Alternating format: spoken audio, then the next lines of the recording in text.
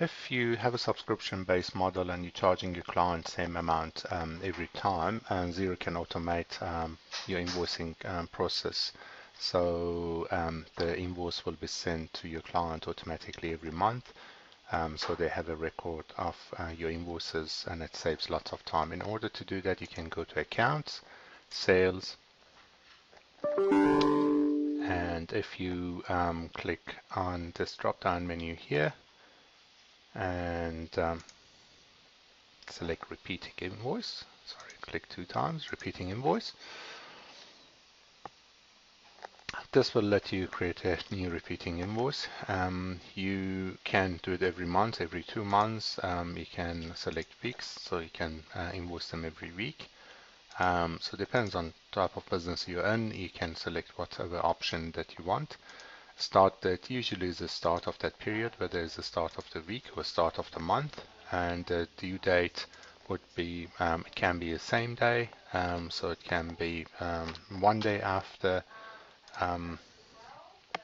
the invoice date, or you can have 10th of the current month, or you can have 20th of the next month. So you have all those options here to select from.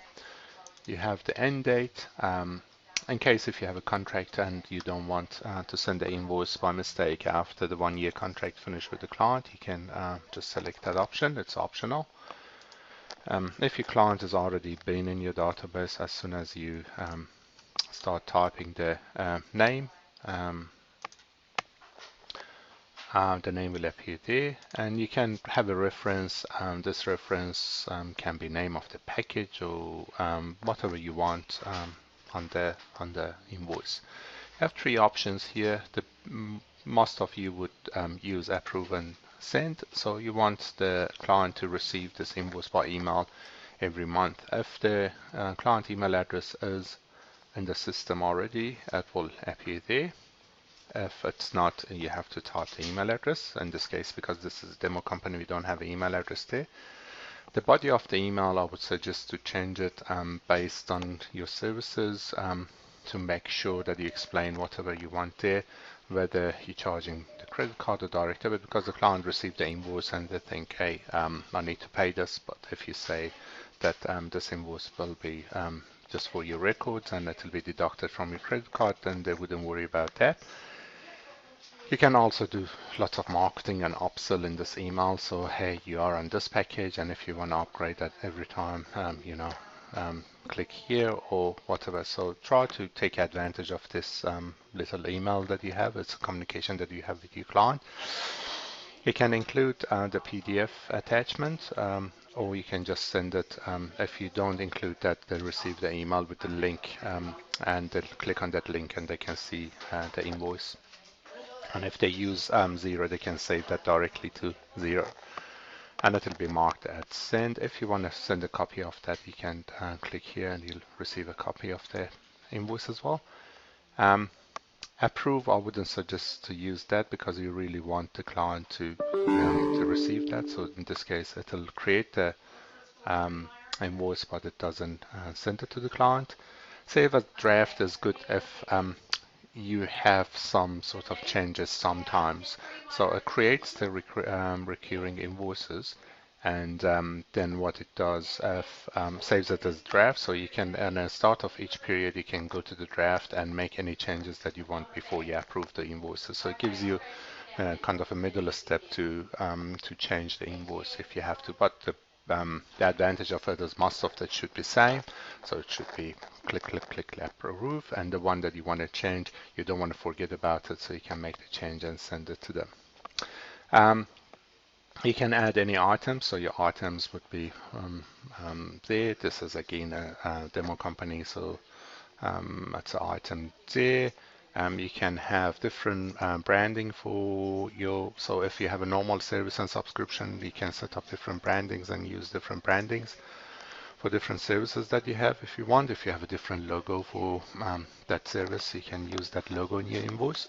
So the clients get that, and also the notes and everything on the invoice can be different between different branding. It doesn't have to be just a logo, so you can use the same logo, but you have different descriptions there.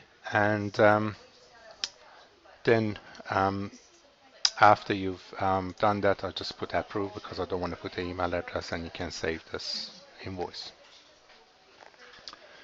After you've done that, there are a couple of things you have to note. So if you've gone, for example, today, it's the middle of the month, and I went and started my invoice from the start of this month, that first invoice wouldn't go through automatically. So you have to go find that invoice from waiting payment,